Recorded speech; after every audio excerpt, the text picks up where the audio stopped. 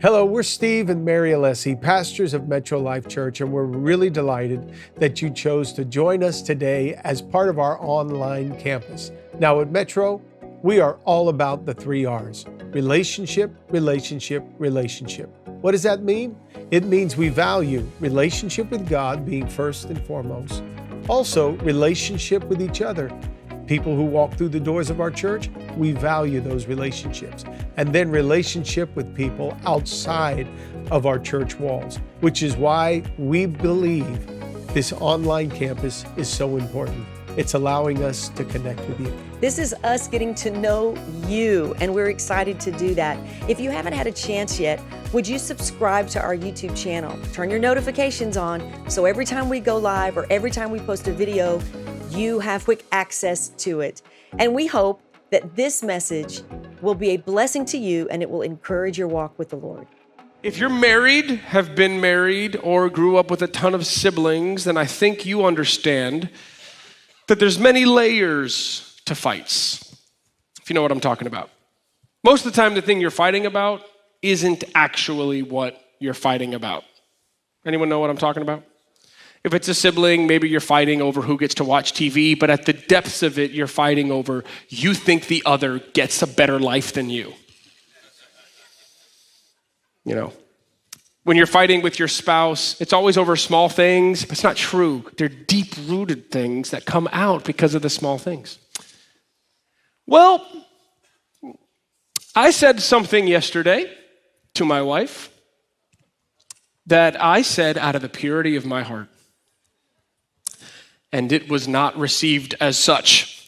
Rochelle, do I have your permission again to share this story? Thank you so much. Okay, great. So, over the last 3 or 4 months, we've been taking our 1.5-year-old son, Marino, to soccer practice. Not because I think he will play soccer, not because I even like soccer, but I just need a field for my kid to run around in. So we've been signing him up for soccer. It's been really great. Yesterday was basically his last of this quarter, and Rochelle's sister wanted to tag along, Angie. She goes down to our Dayland campus, so she tagged along. And as we were walking, Rochelle's got Marino, and she's kind of pushing the stroller, and I kind of lag behind just naturally, because every once in a while when my wife chooses to, man, she power walks, and it's just hard to keep up with her. So I kind of fell back, and around the same time, Angie happened to fall back too. And at this exact moment, at this exact moment, Rochelle is talking to us. We're behind her, but she's talking, I guess she's hoping the wind will take her words back to us. And so she's kind of talking, and we're listening, and then she pauses. Now, my wife takes very long pauses in her conversations. So I don't know if they're pauses or if she's done talking. In my family, growing up, if you paused to gather even it was over, somebody else was in, took the conversation 3 states over, you lost your chance to talk. Done. So you can't pause. That's why I preach the way that I do. It's because you better get everything out quickly. You will not have another chance. So that means there are many times where I will speak thinking it's my turn and be told I'm not done. Okay. So she paused. I don't know if this is a pause or if it's a sentence. So I take this moment, since I'm behind her, to respond to a text I should have answered 3 hours prior. You have those texts? You got them, you said you'd get to them, you forgot they ever existed. So I reached down and I start answering this text. Now, it required a lot of brain power for me, and I was saving a lot of it for this morning. So I completely zoned out. You could have robbed me and I wouldn't have known. And so I zone out, I answer the text, and at this exact moment, another group of women are walking right by us. And they are talking. As I start to awaken, like my Audi has come up the elevator, severance joke, I start to realize that there is a woman still speaking, and I haven't been listening. And out of the purity of my heart, believing that my wife has been talking this whole time, and I did not listen, I said to Angie under my breath, "Oh, is she still talking?"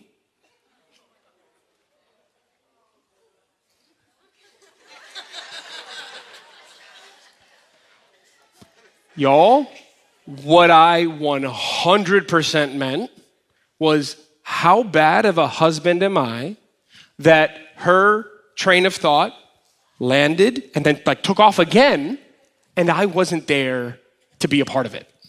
How terrible of me. What she heard was that SpongeBob meme. Oh, is she still talking? And I know that's what she heard because of how quickly she turned around and looked me right through my eyes, like went through me. I just knew something happened. Now, up to this point, I still don't know what happened. I'm still waking up. I must have been in REM sleep as I was texting because it was like, I could not fathom it. And she turned and was like, what did you just say to me? And honestly, I felt like I was drowning. So I turned to Angie, what happened? Like, what's been happening? I just want to say, man, I've learned this because I had 3 younger sisters. I had a mom. You know, I just learned this early, and I hope every man can learn this today. Dive on the sword quickly. There's a grenade in the house. It's not going to kill you, but if you let it go off, it will. Dive on that thing, say you're sorry real quick. My bad! Didn't mean it!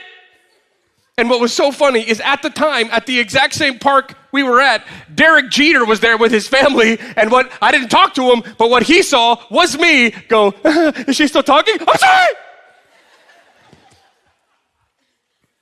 2 hours later, my wife is great. She knows my heart. She knows I don't speak to my sisters that way. I don't speak to women I don't know. I will speak about women on TV that way. I'm like, is she still talking? My God. But other than that, I do not speak to the women I know that way. So she was quick to forgive me. But 2 full hours later, I'm like driving. And I guess for like a minute, the Lord gave me a vision of how she would have received it. And I had to apologize again. I'm like, I can't believe that was the choice of words that I used. I could have easily said, hey, did you say something? I think I missed it. But I didn't say that. And it just is further proof that whenever there's tension, there's layers to the tension. There's what I said, what I thought I said, what I think she should hear. At the same time, there's what she heard, what she was hoping to hear, the things she's being very careful to make sure she doesn't hear. There's a lot of layers to tension, and let's just be honest, whenever we come to the church and we're like, hey, we have a giving campaign, there's a lot of tension, and there's layers to that tension. There's what you believe about biblical giving. There's bad experiences you've seen from other pastors that have taken money and done certain things. There's whether or not you feel you can afford it. There's whether or not you even feel like this church is worth it. There's a lot of layers, and I think we should just address them head on. Let's just talk about them. Because the reality of it is that every time we have a chance to take care of God's house, it's an opportunity to take care of our own. But if we don't address the layers of tension, we'll miss out. So let me tell you the story very quickly. So David becomes king, and David decides that the current circumstance of the presence of God is not good enough. At the time, the physical presence of God, which was in the Ark of the Covenant, was in a tent on a mountain called a high place in Gibeon. He sets up Jerusalem at the city of David as his kingdom, and he decides, I want the presence here. I want it in this city. So he goes and he gets it, but there were a lot of, let's call them rules, to how you were supposed to move the presence of God. You were supposed to have priests carry it on poles, and they had to stop every 7 steps to sacrifice an animal, to offer an offering unto the Lord. Every 7 steps. It was a big deal. So because they don't feel like they have that kind of time, they put it on an ox cart. They go, we'll let the ox kind of drive us. be much quicker. Well, as they're doing that, and to be fair, like he had just become king. There was a lot of transitions going on. A lot of the people that had stayed with Saul couldn't really stay in the positions of leadership. So now he's like putting new leaders in. So instead of taking care of all that first, he goes, let's move the presents and then we'll take care of that stuff. So they put the presence of God on the back of an ox cart. You following? And that's the story we read where all of a sudden it starts to fall and a young man's like, oh no, and he goes to grab it. And when he does, he drops dead. It was not because, somebody imperfect touched the perfect presence of God. It was because God told them, here's how I want to be worshiped. And they decided to go based off of their convenience. That's why. I hope everybody knows and is comfortable with me saying it's really not about how you want to worship. It's about how he wants to be worshiped. I was golfing with somebody on Friday. They put me in a random pair with someone. I wanted to play alone. And he said the words, because I asked him, what do you do? He asked me what I do. I told him, a pastor, all this stuff. And he was like, well, my God. And I'm like, that's a funny concept. Just the term like that. Like, see, my God's not this, he's that. I would prefer him go, I serve Baal or Satan or myself. There's no such thing as a personalized relationship with God. There is how God wants to be worshiped, and we make that personal by following it. It becomes personal because your wife wants to be loved a certain way and you love her that way. So it's just the same kind of thing. So David is like, oh my God, there's death on the floor. We lost one. So he decides to take it and put it in some dude's house. And all of a sudden that guy starts to have a ton of prosperity. His house is overflowing with prosperity. So David's like, okay, no, let's go do it right this time. They go back into that guy's house. They put it on the backs of the priest like they're supposed to. And every 7 steps, they stop, they sacrifice an oxen, they do it the way God wanted, and they get there. Everything is good. Now when it rests, David looks and goes, man, the perfect presence of God lives in a tent when I live in this beautiful, wonderful home. This isn't good. We need a house for God. So David goes to God, I want to build you a house. And God says, that's a wonderful, beautiful idea, but no. Your son will do it, you won't. In a few weeks, I'm going to preach a message that's going to really harp on the fact that that's a big deal that David would allow that. Because David's response was, how beautiful is it that you've told me the future? For real, go look at it. He's like, how wonderful it is that you've given me a glimpse into the future. In a day where kings would have wanted the credit for building something so incredible, he just says, I'm glad your house gets built. Because here's one thing I want everybody to know. A His House campaign is really about his house. It's about his house getting built, his house being maintained. David proved in that moment, it's really not about me getting the credit. It's about you getting glorified. That's wonderful. And so what he decides to do is if he can't build it, he'll prepare for it. So the Bible starts saying that he goes out of his way to set everything up for Solomon, his son, to just step in and do what needs to be done to build the house. And part of that is they provide offerings. And so he tells everyone, we're going to bring these offerings in. David brings his own offering. In fact, this is quite nuts. In 1 Chronicles 22:14, so 4 chapters earlier, we find out that David brought 100,000 talents of gold and 1,000,000 talents of silver into the tent to maintain it and then prepare for the actual building of the house. If you just run that through ChatGPT and say, what's a modern equivalent of it? $207 billion. And for those of you on this side that didn't hear me say that because I put my hand here, $207 billion. I think a word to describe that is lavish. Right? It's a lavish amount of money. If somebody came in and said, I want to give you $207,000, I would be like, hold on until I'm done crying. 207 billion just to maintain and prepare for the actual building of the house. And verse that we read at the beginning, it tells us something interesting. It tells us where that money came from. At first, I was really focusing on what the money was for, because I think there is a level of tension where people don't believe the house of God should be maintained. They don't believe it should be the best in the world. They really think that we should hit this standard of good enough for the house of God, because when pastor comes and says these cameras are 20 years old, that means like in technology, they're basically like as extinct as dinosaurs are. People are like, but no, these are good enough. So there's a layer of tension that some people believe that the Lord's house does not really even need that. And I would even think there's a lesser layer of tension, or a more deep at that point, of people that actually don't believe this is God's house. They believe it's a man's church. And because there's so many churches, they think, well, this is just one of the churches. Because if we believed this was God's house, the idea of trying the next one down the street would be like, who's over there if God's here? It's a difficult thing, right? It's interesting, but that's a layer of tension that exists. So at first I focused on the maintenance of the house of the Lord part. We hear you, God. But the part that I actually really started to hone in on today was where the money came from. Can you put the verse back on the screen, please?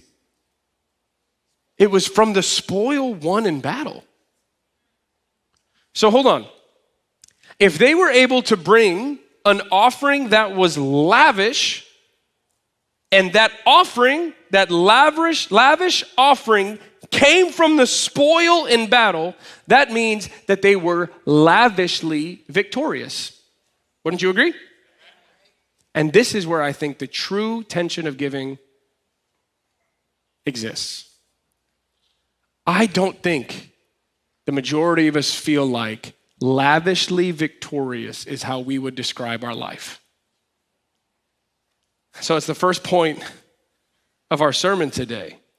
It's really hard to bring the spoils when you haven't secured the victory yet. It's hard to think that we could bring God a lavish offering when I don't have the lavish spoils of victory.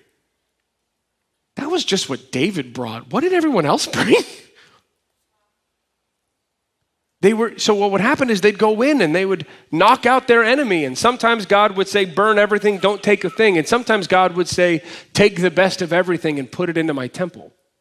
Take the best of everything and keep it for yourselves. These are all, and as long as they followed exactly what God wanted, they were lavishly victorious.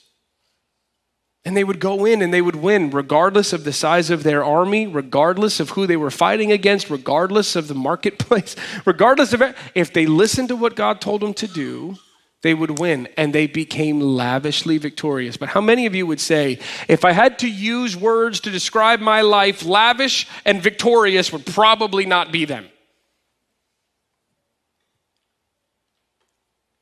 It's hard to think that we can bring God a lavish gift when I still have things like that I just need. I'm still super needy. It's kind of hard to think that we can bring an unbelievable offering to the Lord. And I don't even know if I have it. I'm just going to be honest. I don't even know if I have it. I don't feel victorious. So I think we should address that, because we actually find out when it comes Solomon's turn, Solomon brings another 75 million to the table as his own personal offering. Some people would think that's nothing compared to 207 billion. Those people would be right, but also David was at the end of his life, Solomon was at the beginning. So for a person at the beginning of his life to sum up 75 million to bring to the Lord, that's incredible. And my question to you would be, do you think the Lord thought higher of one than the other? They were both clear examples that they weren't about dollars, it was about devotion.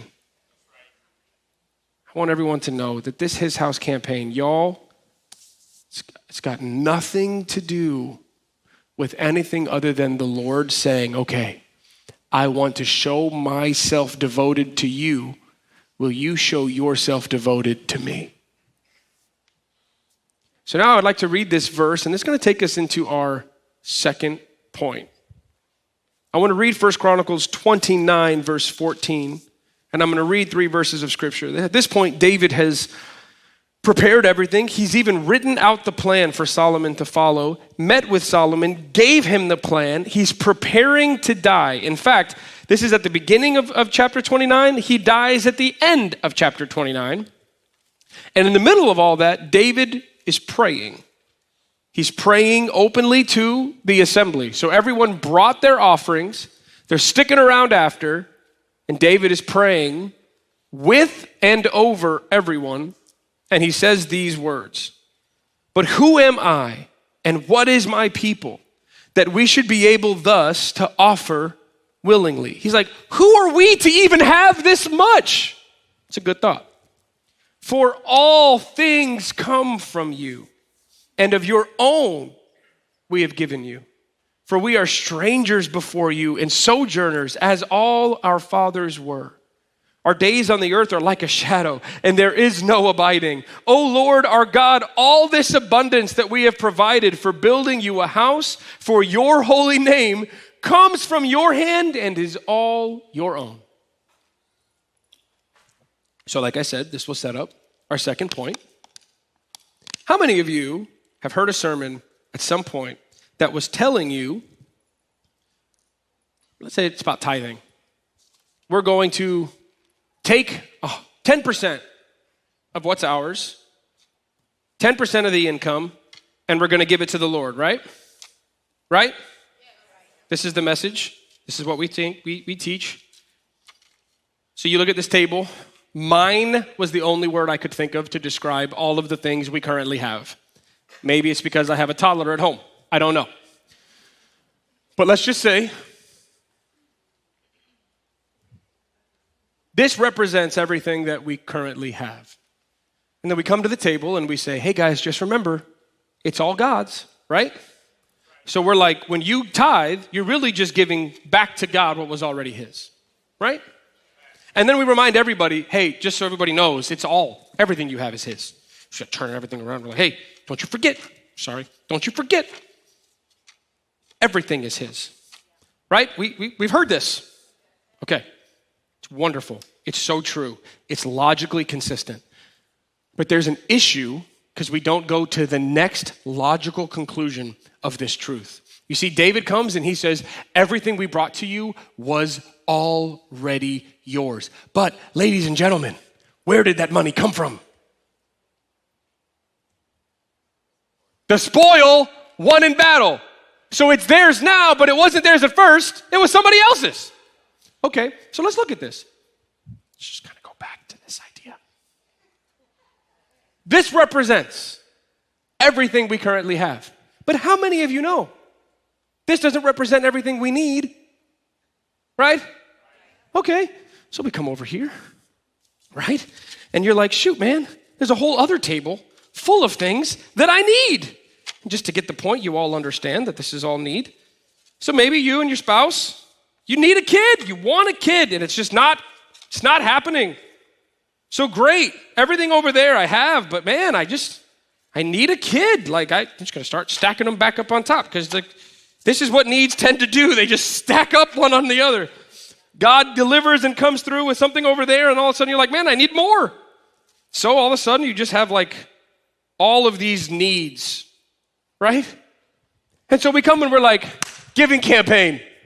Let's give to the Lord, y'all. And you're like, I don't even have enough for everything I need. And we're not only talking financially, just talking like emotional energy. Like, I don't have, like, how many of you are saving for a house this year? And all of a sudden they're like, yeah, giving campaign, right? Yeah. You raised your hands, 80% of the room lied.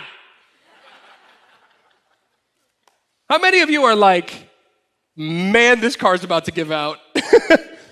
There's bills, debts, and stuff that need to be paid. And every time we put that giving confession up there, you're just like saying some of them, and others you're like, check them out. Like you don't even feel like you can say them.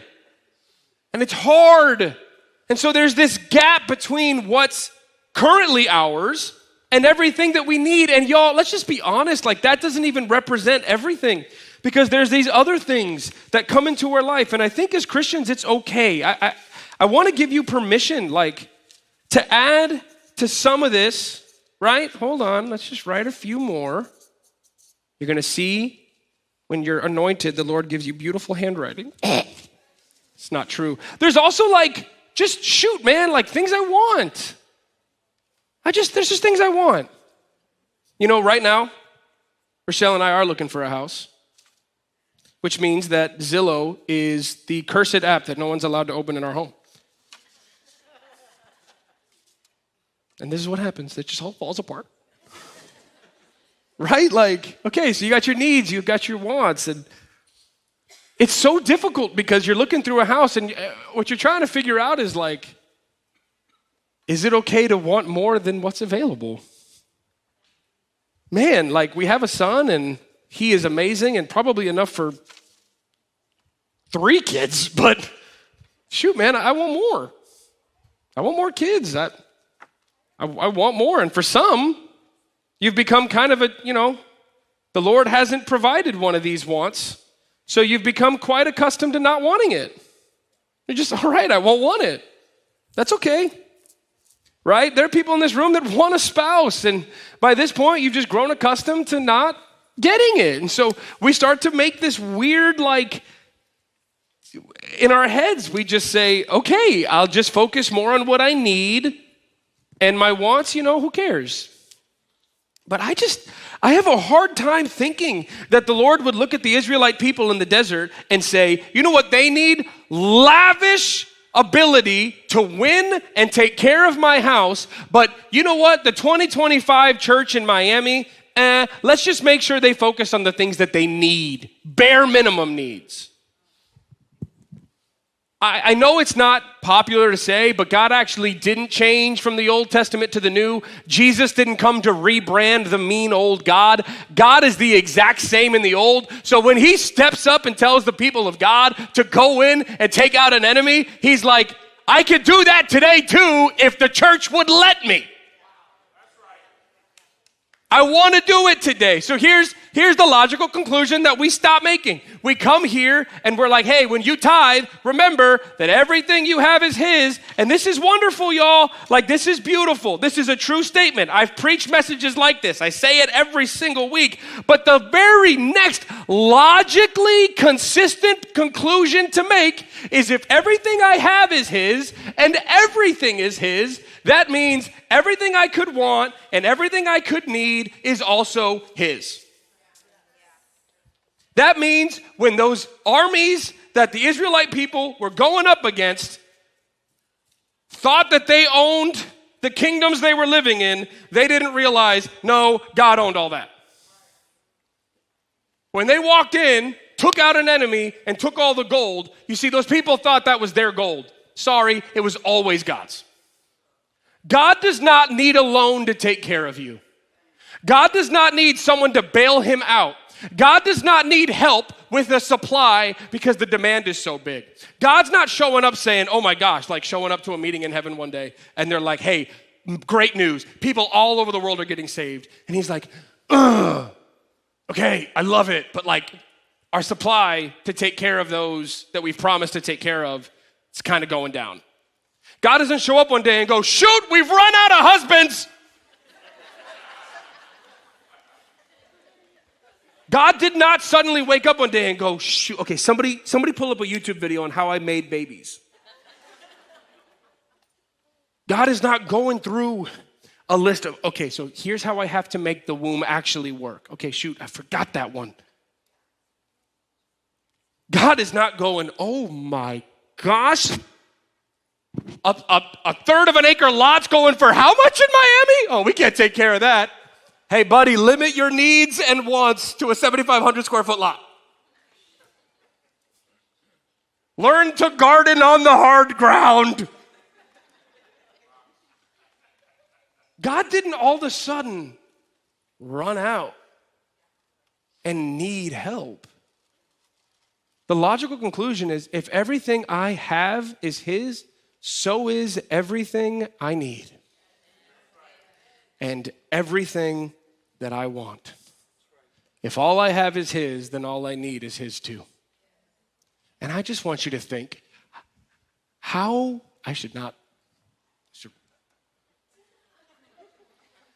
would you address your next business meeting that you really needed if you looked at the resource that would come as a result as God's and not theirs? How would you approach that difficult conversation with your kid who's out of line? How would you approach it if you looked at them and said, you are God's kid first, not mine? I don't care if I scare you. I literally serve a God who will bring the prodigal back. I have to do my part. How would we shift intimacy with our spouse if we stopped viewing it through the lens of, is this working or not? If we recognized that science can do a lot except recreate the womb. Only God makes babies. You know what's crazy about that? We literally, through observation, know every single thing that happens from the minute the baby is conceived to the minute it's born. And once we get through a certain period, we can stick that baby in a box, keep it alive, and things are great. But what they cannot do is recreate a baby. They have the step-by-step. What happened? They can't do it. That shows that our bodies don't make babies. God does. The kid you're praying for, God's already got him. Everything that we already want and need is already God's. So how would you address your life when you're like, oh, it's all God's already? See, the question does not become, is God able? The question becomes, is God willing?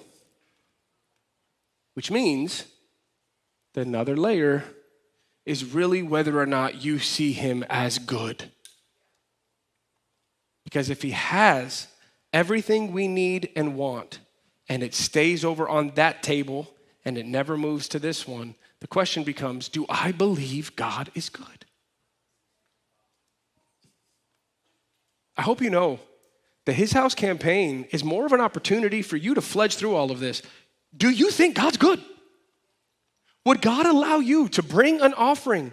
And I'm not saying irresponsibly, but if you actually went to God in prayer, Lord, what should I bring? And God says this amount. Would God allow you to listen to Him and fail? If He did, that would be a brand new first day for the Lord. Where He was like, oh my God, for the first time, I spoke something and it didn't work.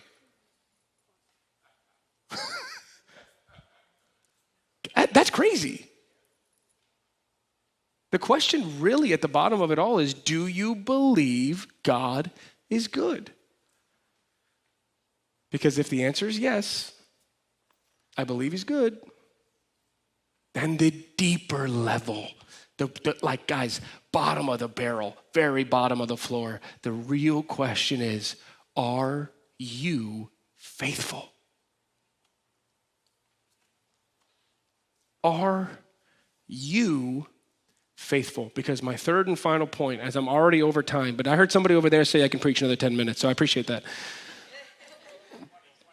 Some people actually looked over there. It was a joke. The reality of it is the third point is, if you look at Scripture, the real joy is found after giving. The greatest joy is not found when we get, it's actually found after we give. Now, I know there are some people who are like, man, that makes a lot of sense for you to say. Let me read two examples, 9 chapters apart. 1 Chronicles 29:9, this is David. Then the people rejoiced because they had given willingly, for with a whole heart they had offered freely to the Lord. David the king also rejoiced greatly. David then goes and dies. His son takes his place. And in 2 Chronicles 7, after the temple is built, after everything is finally set up, this is literally like 6 verses away from, if my people who are called by my name will humble themselves. He says this, on the 23rd day of the 7th month, Solomon sent the people away to their homes, joyful and glad of heart for the prosperity that the Lord had granted to David, Solomon, and Israel, his people. This is after they gave. Not before, not when they got. This was after they gave. And this is one of the things I think we forget, man. All of these needs and everything is always in the present tense. Our needs are always present. But you know what that means? If our needs are always present, the day we'll die with needs. So the question is, when you look back at this year, would you want to be a part of an opportunity to bless God or not? Or to let one random season's needs supersede an opportunity to bless God? And I know that might sound manipulative, but I assure you it's not. Zoom out and look. Because the greatest joy always comes after giving, and here's why. The Bible says that he provides seed to the sower. Now, I think that that's hard to fathom because it shows like up in the middle of the story. When it says seed to the sower, it's weird because it's like how did the sower get the seed in the first place? It really is like a who came first, chicken or the egg type thing. How did he get the seed? So let me just explain this way. So I recently, last 4 years or so, started getting into gardening. Backyard farming, excuse me. It's much more masculine. You guys think I'm kidding. That's a legit thing. So when I first started growing from seed, everything failed. And Rochelle continued to be like, you're spending some pretty good money on stuff that doesn't work. And I'm like, shut up. Then all of a sudden it would start to grow. And after a few tries, it was growing. And then I'd move it outside and it would die. It's like, oh my God. Then it would start to grow, and then I'd move it outside and it would survive, and then it would bear fruit, and then it would die. And the fruit would never grow. And I'd be like, what is happening? Then all of a sudden, it would grow, it'd make it outside, it would flower, it would fruit. And I'll never forget, like the first day that I started to eat fruit that I grew. Y'all, it was like, if you wanted anything from me, ask me at that point. I'm walking in and I'm like, I know work's hard, things are difficult, we don't have enough money, but I grew a jalapeno. Rochelle had made a list of things she wanted Marino to try for the very first time. And like during that week, we were going to let him try strawberries. But I had grown one strawberry. And so she's literally got one. It's like out of the fridge and it's like a store-bought one. And I'm like, throw out that trash.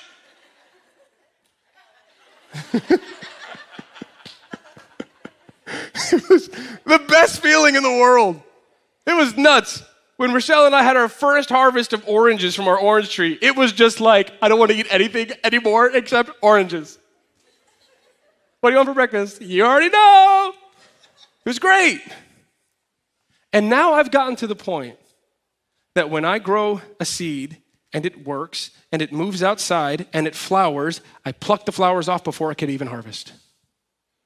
Because now I've learned that the plant is at its healthiest if it skips the first harvest. I would have never, ever, ever imagined a day where I would willingly and joyfully walk through my garden and take off any opportunity for fruit. But that was because that was at the beginning stages of growing, when my seed was not producing. But as my seed started to produce, now all of a sudden, I've grown so confident in my seed and my strategy that I already know if I pluck off that first harvest, I will get even better fruit.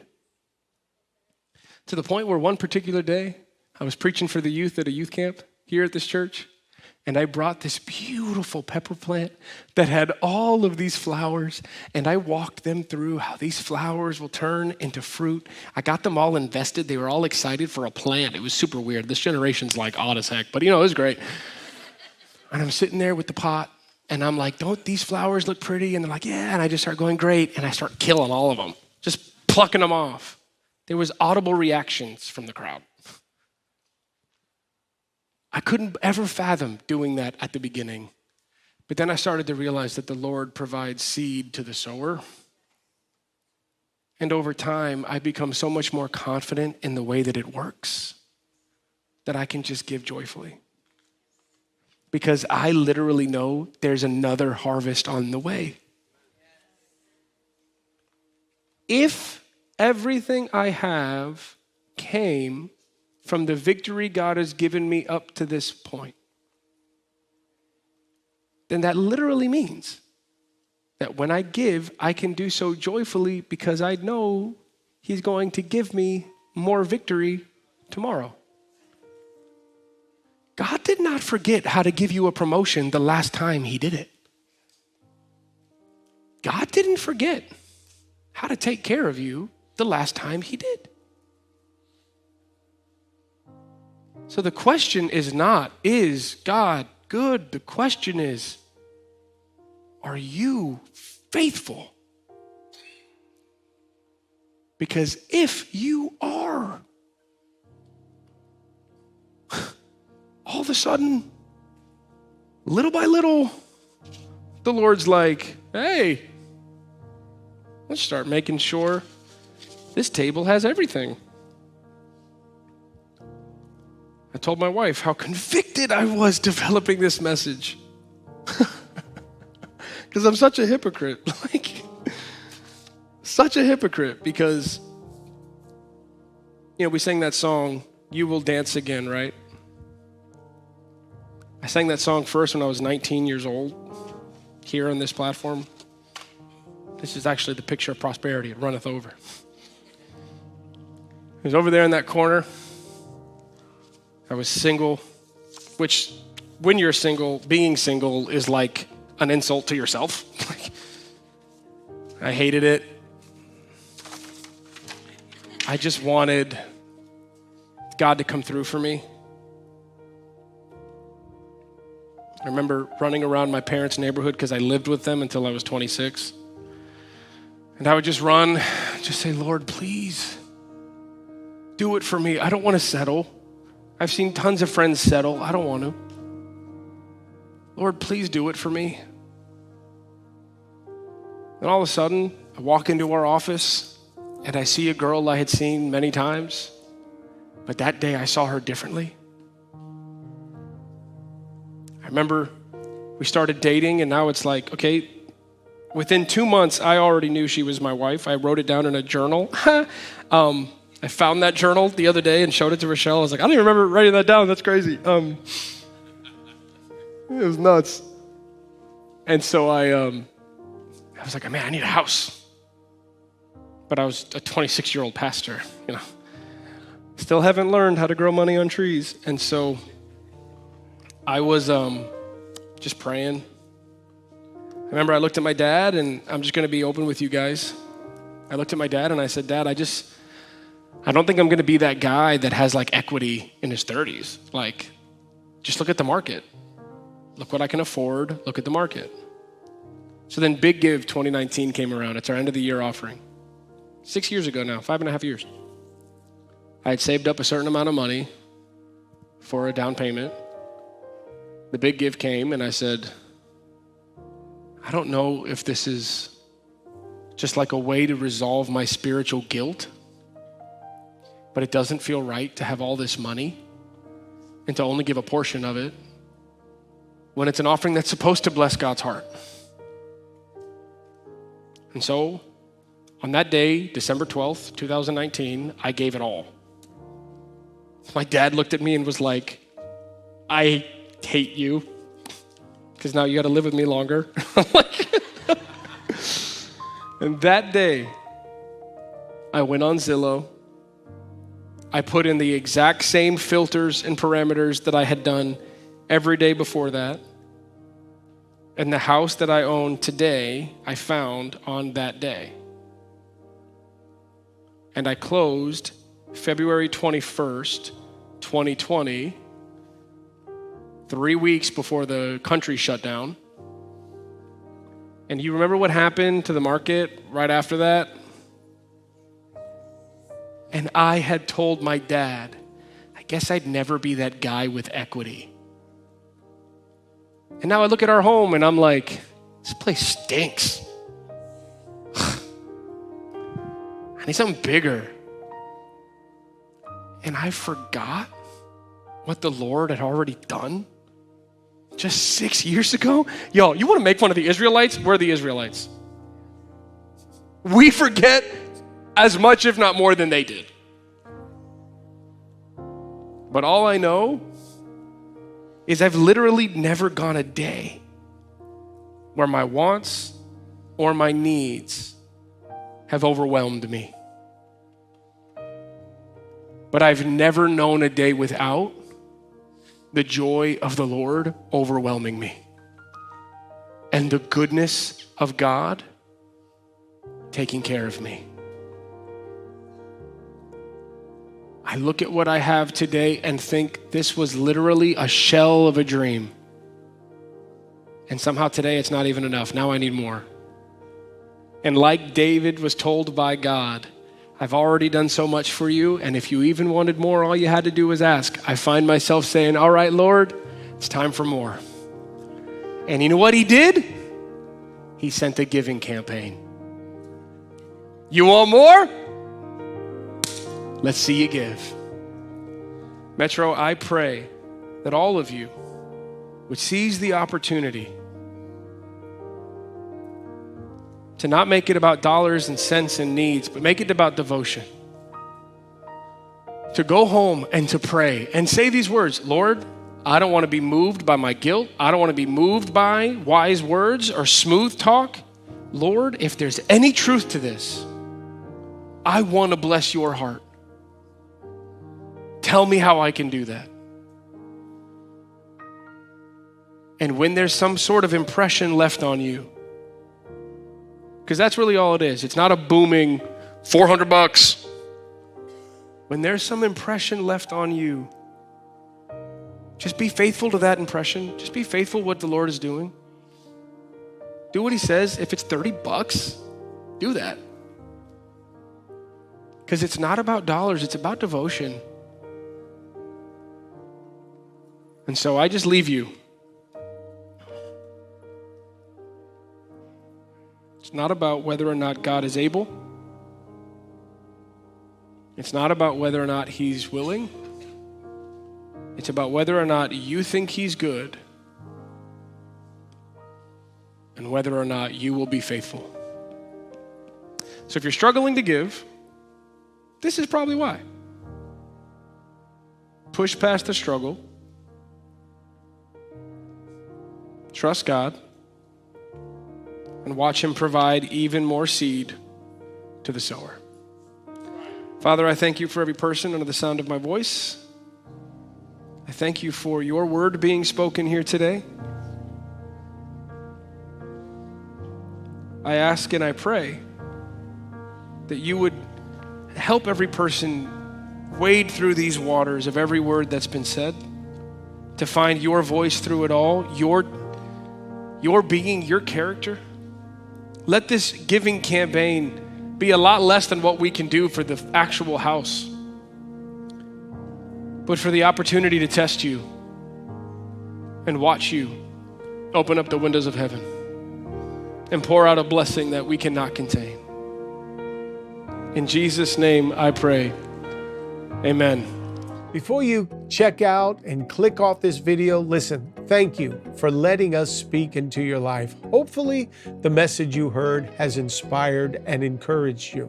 Now, if you want to find out more about Metro Life, you can go to our website at metrolifechurch.com. And right there, you'll see more and more about what this ministry offers you. It's great to have you joining us online, but we want you to step into our world if you feel so compelled to do so. And if you would like to make a donation through an offering, you can do so because right on your screen, there's a little tab for giving. Click on that tab. I promise you, you'll be blessed as you do give. So thank you for watching with us. Thank you for joining our online campus family. We hope you have a great week, and we hope that if you're in the Miami area, that you would come and personally visit us so that we can shake your hand and get to know you. Have a great week.